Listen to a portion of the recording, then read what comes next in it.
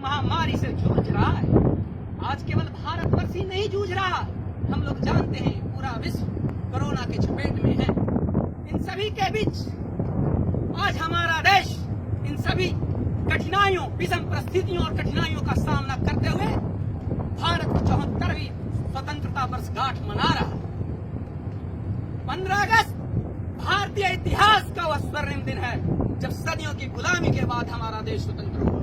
उस दिन करोड़ों भारतीयों की आशाएं पूरी हुई, नृशंस अंग्रेजों के अत्याचार से मुक्ति मिली।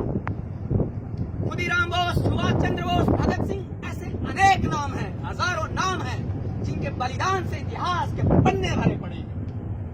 स्वतंत्रता की लड़ाई चंद मुट्ठी भर व्यक्तियों की लड़ाई नहीं होती, या धर्म के नाम पर किसी संकीर्ण संप्रदाय की लड़ाई नहीं होती, या किसी जाति विशेष की लड़ाई नहीं होती, या किसी छोटे समुदाय की लड़ाई नहीं होती।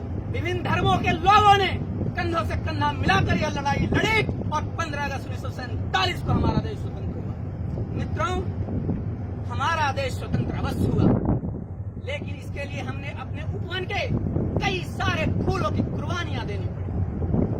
आज 15 अगस्त प्रतिवर्ष आती है, मैं ये पूछना चाहता हूँ, क्या 15 अगस्त मनाना, झंडा तोलन करना महज एक परंपरा बन गई है? नहीं मित्रों, 15 अगस्त प्रतिवर्ष आती है और हमें एक व्यापक प्रेरणा देती है कि हम अपने क्षुद्र स्वार्थों से ऊपर उठें और भारत माता की सेवा में हम जहाँ कहीं भी हैं, दुनिया के जिस किसी क्षेत्र से जुड़े हैं, दुनिया के किसी भी हाल में हैं, वहीं से भारत के नवनिर्माण में योगदान दें। और यह परंपरा बनी रहनी चाहिए। हम बेटे हैं उन पितरों के, हम बेटे हैं उन पितरों के जिन्होंने दी है मात तख्ते ताज बलशाली के अत्याचार को, दी थी चुनौतियां मैदान जंग में और फांसी के तख्ते से अपने जन्मसिद्ध अधिकार के लिए, और जरूरत पड़ी तो हम भी यही करेंगे। मित्रों, हम लोग अपने अधिकारों की बात करते हैं, अच्छी बात है, अधिकारों की बात करनी चाहिए।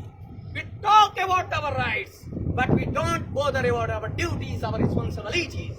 Yes, of course, we have rights. We should talk very well about our rights, but equally we should talk about our duties, our responsibilities. मित्रों, हम अपने अधिकारों की बात तो खूब करते हैं, लेकिन दायित्व की बात जहाँ पे आती है, वहाँ कहीं हम लोग, जहाँ तक हमारे कर्तव्यों की बात आती है, हम लोग पीछे छूटने लगते हैं। नहीं मित्रों, अधिकार और कर्तव्य दोनों साथ साथ चलना चाहिए, तभी भारतवर्ष जेनिथ पे पहुंचेगा, तभी भारतवर्ष हमारा विश्व में सर्वोपरि रहेगा। मित्रों, विगत 74 सालों में ऐसा नहीं हुआ। हमारे देश ने चहुमुखी विकास किया है, सर्वांगीण विकास हुआ है देश का, संदेह, इसमें कोई संदेह नहीं होना चाहिए। विगत 74 सालों में जिस स्थिति में भारत था, उससे कहीं ज्यादा आगे बढ़ा है, चाहे वो विज्ञान का क्षेत्र हो, चाहे कला का क्षेत्र हो, अंतरिक्ष विज्ञान का क्षेत्र हो, किसान का क्षेत्र हो, हर क्षेत्र में भारत ने तरक्की की है, निसंदेह, इसमें कोई संदेह नहीं किया जा सकता। मित्रों, आज यह परंपरा बनी रहनी चाहिए। आज भी जब जब देश में विपदा का समय आया है, अभी कोरोना चल रहा है, देश में समस्या आती रहती है, जिंदगी है, संघर्ष चलता रहता है और चलता ही रहेगा और चलना चाहिए। यही गतिमान्य होने का, यही शक्तिशाली होने का, निखरने का एक मौका होता है। स्वतंत्रता आज भी, जब भी हमारे देश में जब भी विपदा की परिस्थिति आई है, चाहे वो अकाल हो, चाहे सीमा पर सुरक्षा का मामला हो, हमारे देश के किसानों ने, नौजवानों ने, डॉक्टरों ने, हर जिस क्षेत्र में, सफाई कर्मचारियों ने, पुलिस कर्मियों ने, हर ने अपना अपना योगदान दिया है और ऐसे ही योगदान चलते रहना चाहिए। मित्रों, यह परंपरा चलती रहनी चाहिए। अंततः मैं अपने कुछ पंक्तियों के साथ अपनी वाणी को विराम देना चाहूंगा।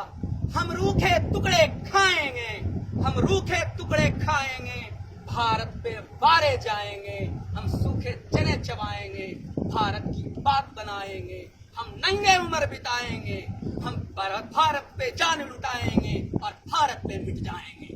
जय हिंद।